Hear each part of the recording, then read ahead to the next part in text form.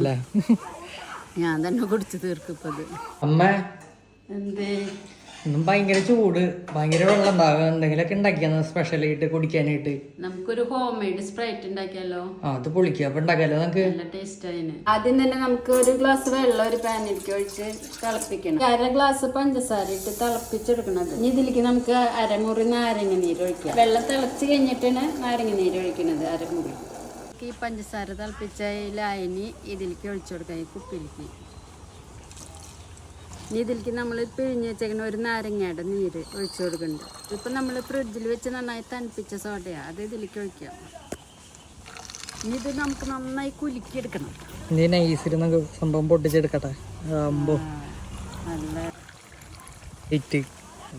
ഇതാണ് നമ്മുടെ home made sprite. കുടിച്ചോക്കാം. ശരിക്കും സ്പ്രൈറ്റിൻ്റെ ഇതുണ്ട്.